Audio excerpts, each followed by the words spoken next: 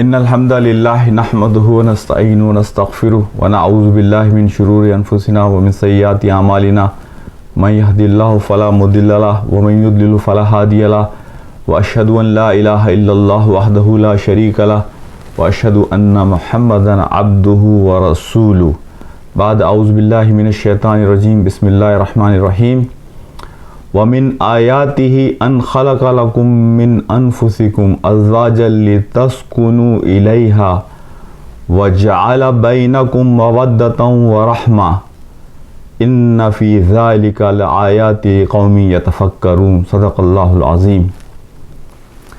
میرے انتہائی قابل احترام بھائیوں، بہنوں، دوستوں اور ساتھیوں، آج کی میری گفتگو آپ کے ساتھ خاندانی نظام کے بارے میں ہوگی۔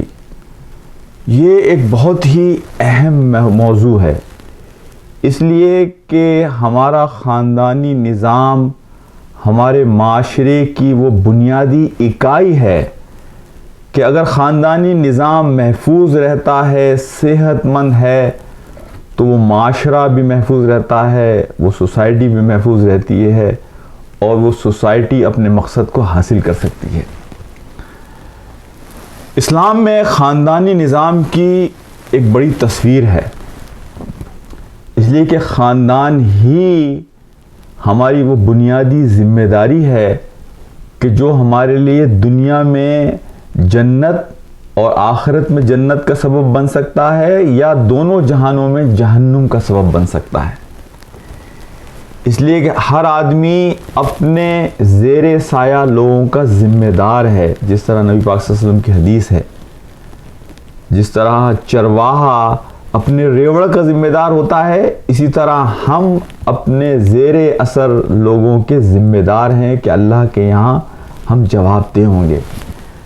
میرے بھائیوں اور میرے دوستوں اور میرے ساتھیوں، اس خاندانی نظام کی بڑی بنیادی چیز یہ ہے کہ اس کی بنیاد دو چیزوں پر ہے، ایک ہے تقوی اور ایک ہے عدل احسان کے درجے پر۔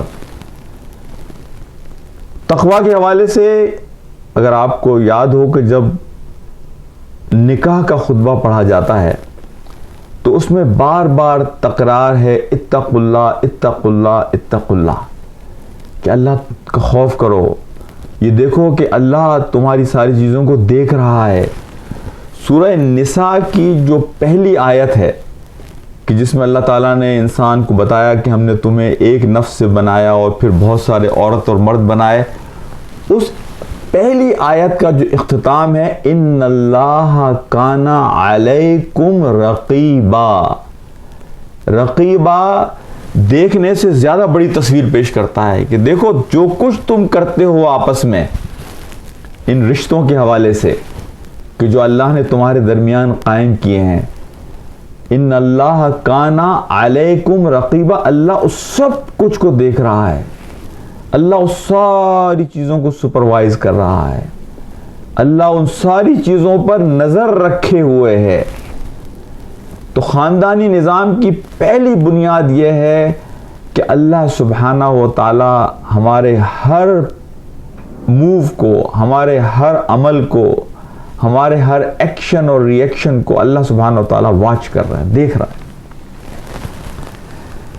اور دوسری بنیاد یہ ہے کہ یہ احسان کے درجے پر خاندانی نظام کو قائم کرنے کے لیے، یعنی میاں اور بیوی کو آپس میں جوڑنے کے لیے اور اس رشتے کو ختم کرنے کے لیے چند کلمات چاہیے، چند پروسیجر ہیں، لیکن اس نظام کو چلانے کے لیے، اس خاندان کی اکائی کو چلانے کے لیے کسی قانون کی ضرورت نہیں ہوتی، بلکہ یہاں عدل احسان کے درجے میں یہ خاندان کا جو نظام ہے، یہ جو گھر ہے، یہ اس بنیاد پر نہیں چل سکتا کہ یہ میرا حق ہے اور یہ تمہارا فرض ہے۔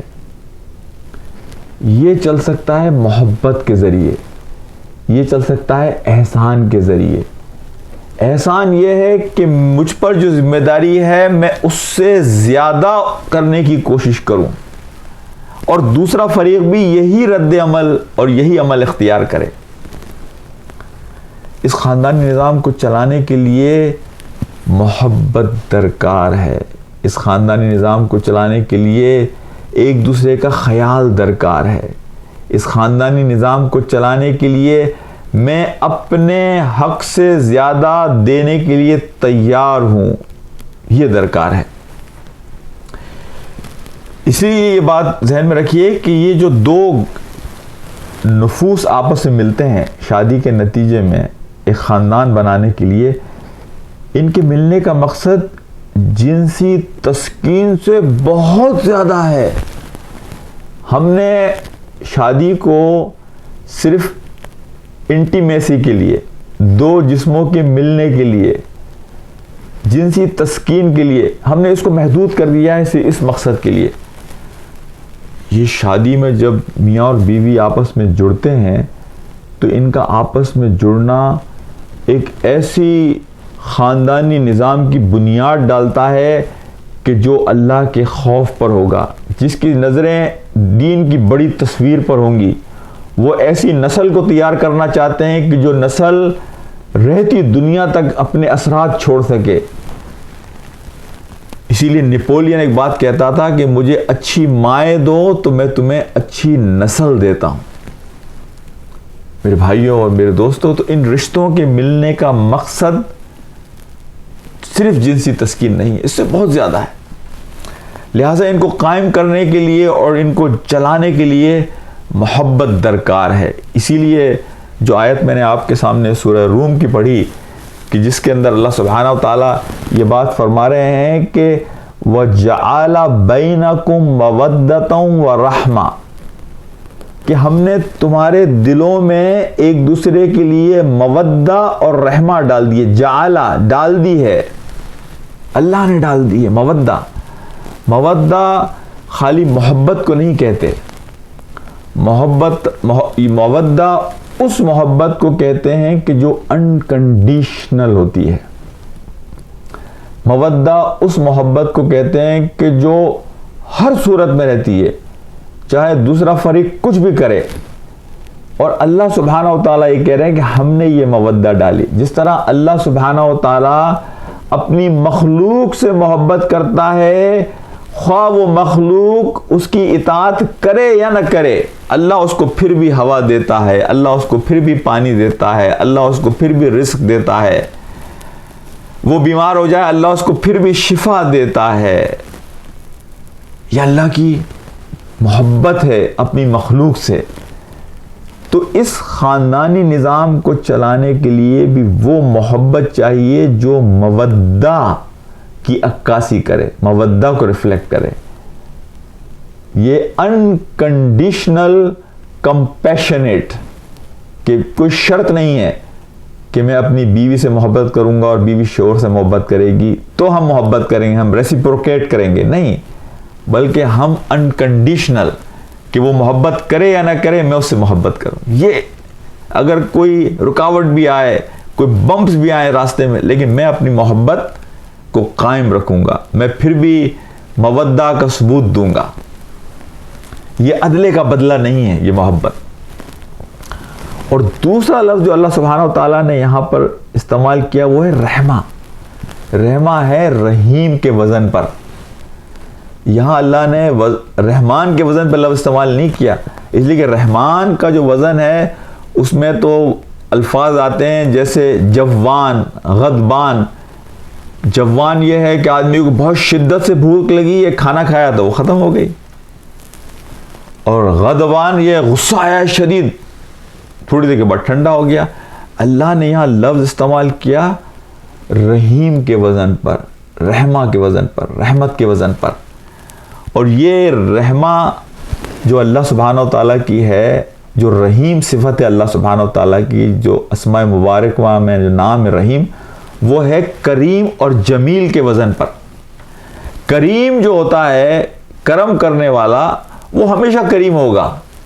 جمیل جو ہے، جو خوبصورت ہے، یہ نہیں ہے کہ وہ رات کو خوبصورت ہوگا اور دن کو بدصورت ہوگا، وہ ہمیشہ جمیل رہے گا. تو رحمہ بھی اللہ کی وہ مرسی، رحمت کی صفت ہے کہ جو ہمیشہ قائم رہتی ہے. تو یہ جو رحمت ہے میاں اور بیوی کی ایک دوسرے کے لیے، یہ جو رحمہ ہے، یہ جو مرسی ہے ایک دوسرے کے لیے، یہ ہمیشہ رہنے والی، یہ وقت کے ساتھ ختم ہونے والی نہیں ہے۔ یہ وہ محبت ہے کہ جو انسان نے کسی دنیاوی محبت کے پیمانوں سے شروع کی اور 2 4 6 دن کے بعد جب وہ جذبات ٹھنڈے ہوئے وہ ختم ہو گئی۔ اور نہ یہ وہ رحمہ ہے کہ جو کنڈیشنل ہے کہ دوسرا مجھ پر رحم کرے گا تو میں رحم کروں گا، نہیں، بلکہ یہ انکنڈیشنل ہے میرے بھائیوں، میرے دوستوں۔ تو خاندان کے نظام کو چلانے کے لیے یہ اللہ نے مودہ اور رحمہ، یہ 2 صفات ہمیں ایک دوسرے کے لیے پیدا کرنا ہوں گی۔ اب خدا میں دیکھتا ہوں کہ خاندانی نظام کی جب بنیاد لوگ ڈالتے ہیں تو اکثر اب میں یہ دیکھتا ہوں کہ لوگ لالچ کی بنیاد پر ڈالتے ہیں۔ کوئی خوبصورتی دیکھتا ہے، کوئی مال دیکھتا ہے، کوئی خاندان دیکھتا ہے۔ اللہ کے رسول صلی اللہ علیہ وسلم نے فرمایا کہ تم ایمان کو دیکھا کرو۔ اور اب تو لوگ یہ کرتے ہیں کہ کنڈیشنز لگاتے ہیں۔ کنڈیشنز یہ ہے کہ ہمیں اتنا جہیز دیا جائے۔ میں تو یہ سمجھتا ہوں کہ جو لوگ جہیز کی ڈیمانڈ کرتے ہیں وہ لوگ حقیقت میں کاروباری لوگ ہیں، وہ حقیقت میں انسان کہلانے کے مستحق نہیں ہیں۔ تو اس رشتے کو کاروباری رشتہ نہ بنائیے، اس رشتے کو کاروبار کی طرح نہ دیکھیے، اس رشتے کو خالی اس بنیاد پر دیکھیے کہ یہ اللہ سبحانہ و تعالیٰ نے ایک ذمہ داری ہم پر ڈالی ہے کہ ہم ایک بہترین خاندان ڈیولپ کریں گے جو ایک بہترین نسل کا سبب بنے گا۔ میرے بھائیوں اور میرے دوستوں اور میرے عزیزوں اور میرے ساتھیوں، پھر قرآن میں ایک جگہ اور اللہ سبحانہ و تعالیٰ کہتے ہیں کہ ہنہ لباس لکم وانتم لباس لہن، کہ میاں اور بیوی کا معاملہ ایسا ہے کہ جیسے وہ ایک دوسرے کا لباس ہیں۔ دیکھیں قرآن کا ہر لفظ ایک سمندر ہے، قرآن کا کوئی لفظ بغیر کسی وجہ کے نہیں آیا۔ جب اللہ یہ کہہ رہے ہیں کہ مرد اور میاں اور بیوی دونوں ایک دوسرے کا لباس ہیں تو لباس کی کچھ خصوصیات ہوتی ہیں۔ جو لباس ہم پہنتے ہیں یہ ہمیں خوبصورتی دیتا ہے، یہ ہمارے عیب چھپاتا ہے، یہ ہمیں گرمی اور سردی سے بچاتا ہے، یہ ہمارے جسم کے ساتھ لگا رہتا ہے، یہ ہمیں انفرادیت دیتا ہے۔ میرے بھائیوں اور میرے دوستوں اور میرے ساتھیوں، اسی طرح میاں بیوی ایک دوسرے کے لیے خوبصورتی کا ذریعہ بنتے ہیں، وہ ایک دوسرے کے عیب چھپاتے ہیں، وہ ایک دوسرے کے مشکل اور پریشانی کے حالات میں ایک دوسرے کے ساتھ کھڑے ہوتے ہیں، اور وہ ایک دوسرے کے ساتھ بالکل ہر وقت جڑے رہتے ہیں، حالات چاہے کچھ بھی ہو جائے۔ یہ لباس کا کام، یہ ہے وہ محبت، مودہ اور رحمہ کہ جو اس آیت کے اندر مزید واضح ہو جاتی ہے کہ جو ایک میاں اور بیوی کو۔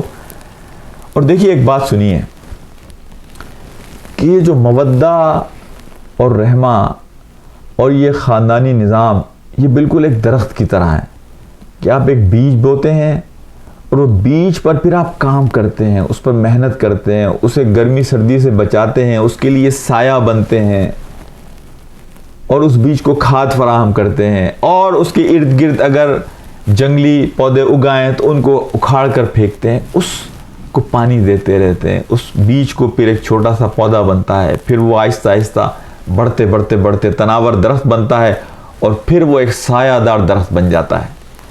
یہی بالکل معاملہ میاں اور بیوی کے رشتے کا ہے۔ ہم پہلے دن سے یہ ایکسپیکٹ کر رہے ہوتے ہیں کہ بیوی ایسی ہو جانی چاہیے اور اس کو ایسا کر دینا چاہیے، اور بیوی شوہر سے یہ ایکسپیکٹ کر رہی ہوتی ہے۔ دیکھیں اس میں انویسٹ کرنا پڑتا ہے، اس رشتے میں روزانہ ایک اسٹرگل ہے، یہ روزانہ کی یہ اسٹرگل ہے، روزانہ کی ایک کوشش ہے، اور آپ کو میاں بیوی کو دونوں مل کر یہ کوشش کرنی ہے کہ وہ بیج جو آپ نے بویا اس نکاح کی صورت میں، اب اس کو تناور درخت بنانے کے لیے، سایہ دار درخت بنانے کے لیے آپ کو بڑی قربانی دینا ہوگی، بڑی مشکل اور پریشانی ایک دوسرے کے لیے برداشت کرنا ہوگی، اپنے مزاج پر قابو کرنا ہوگا، اپنے غصے پر قابو کرنا ہوگا، بے شمار چیزوں کو درگزر کرنا ہوگا۔ یہ ایک جرنی ہے، اس جرنی میں آپ کو اپنے نفس کو سمجھانا ہوگا، اسے کنٹرول کرنا ہوگا۔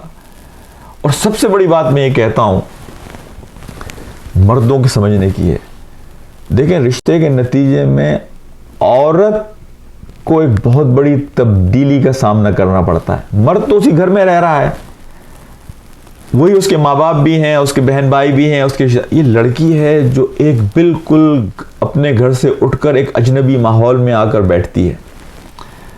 ایک ایسا ہے جیسے ایک پودے کو آپ نے کہیں سے نکالا اور اسے کہیں دوسری جگہ جا کر لگایا. اب یہ پودا جو دوسری جگہ آپ نے لگایا ہے, اس کو جڑیں پکڑنے میں کچھ ٹائم لگے گا. میرے بھائیوں, میرے عزیزوں اور میرے دوستوں, میں آپ سے یہ درخواست کرتا ہوں کہ وقت دیجیے. آج کل زمانہ ایسا آ گیا ہے کہ ہر آدمی چاہتا ہے کوئک فکس, کہ آج رشتہ ہوا ہے اور معلوم ہوا. میں نے بعض رشتوں کو ختم ہوتے ہوئے دیکھا 1 مہینے میں, میں نے بعض رشتوں کو ختم ہوتے ہوئے دیکھا 1 دن میں, 1 ہفتے میں. اس کو کچھ وقت دیجیے.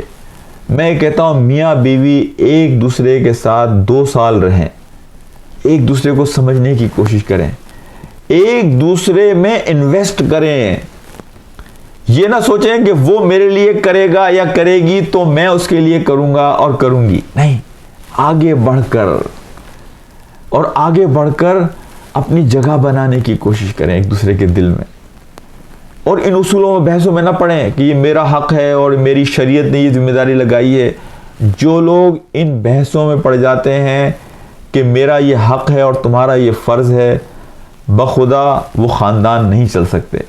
وہ پروین شاکر کا شعر میں لوگوں اکثر سناتا ہوں کہ جہاں سوال کے بدلے سوال ہوتا ہے وہاں سے محبتوں کا زوال ہوتا ہے. کسی کو اپنا بنانا ہنر ہی صحیح, کسی کا بن کے رہنا کمال ہوتا ہے. تو یہ سوال کے بدلے سوال, میرا حق تمہارا فرض, یہ بحثیں خاندان کو کبھی نہیں چلنے دیتی.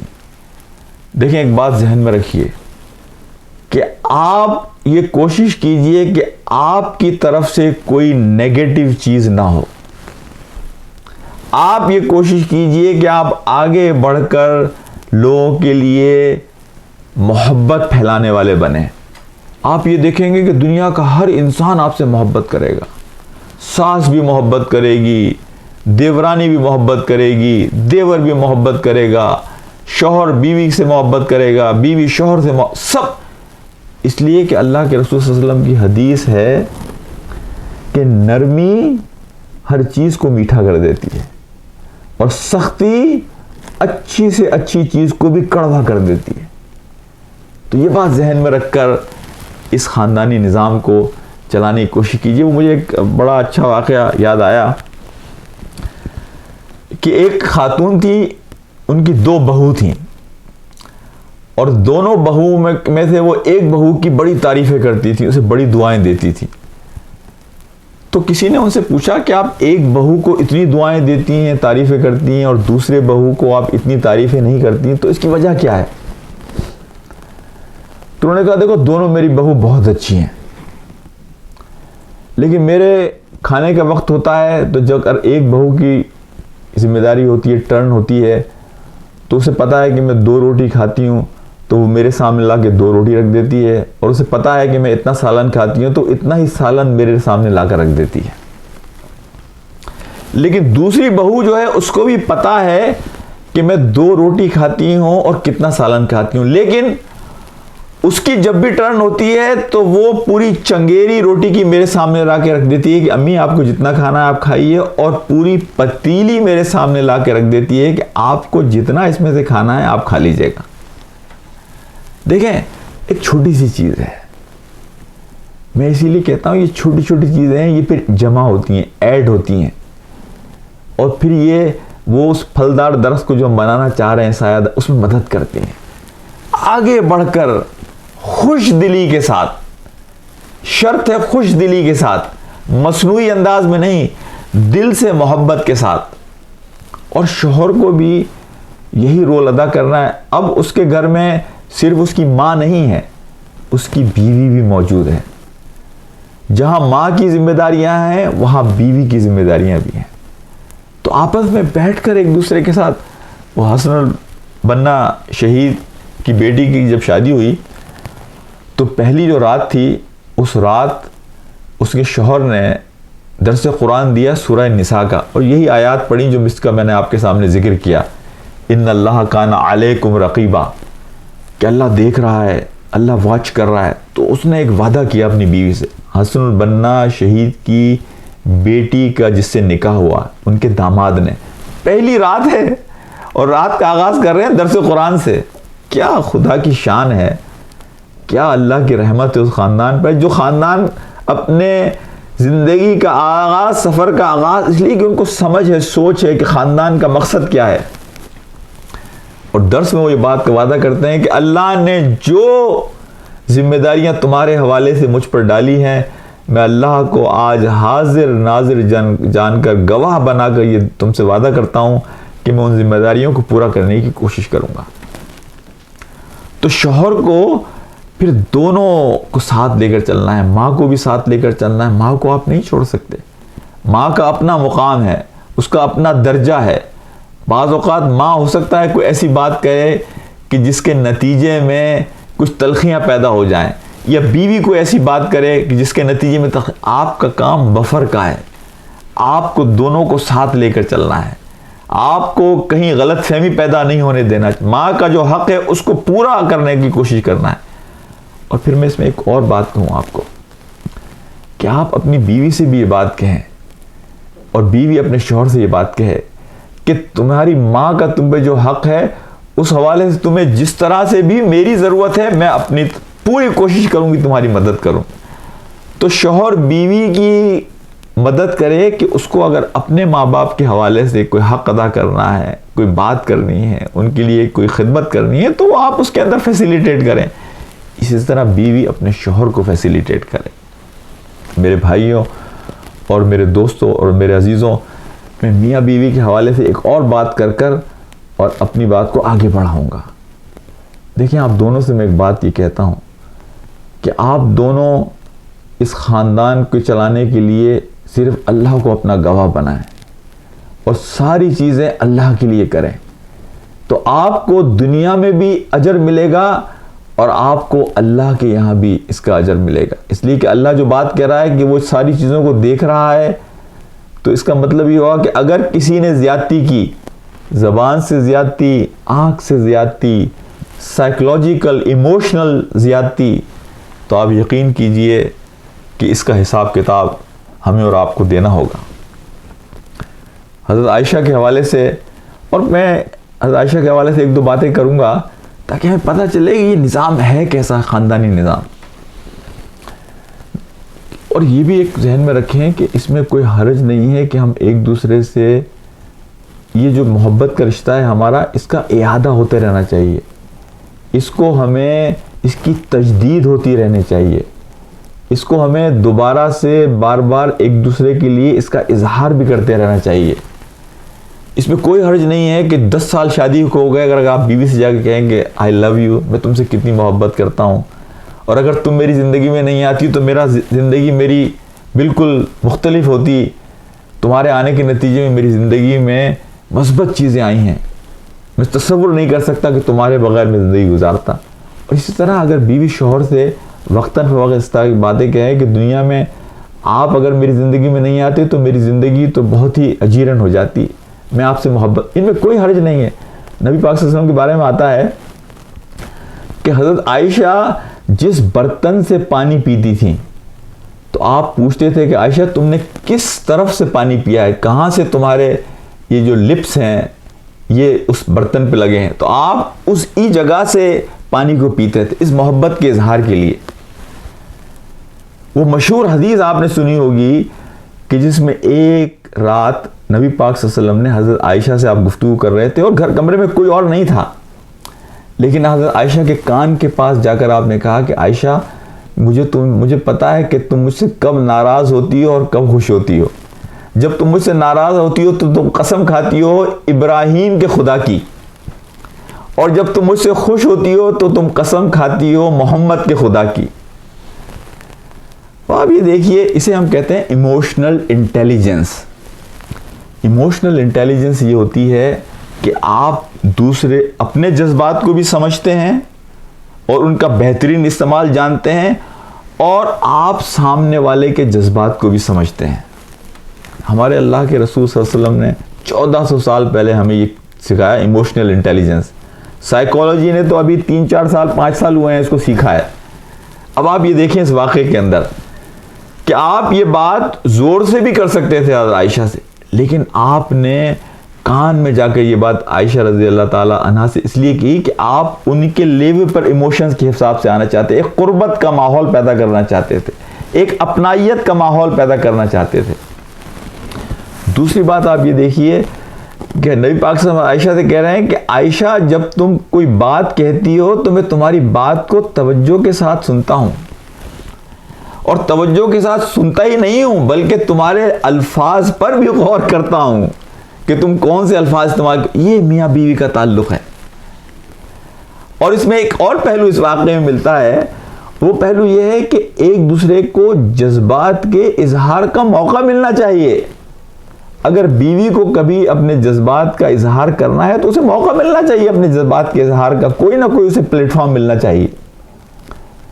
اب حضرت عائشہ کا جواب سنیے رضی اللہ تعالیٰ عنہ.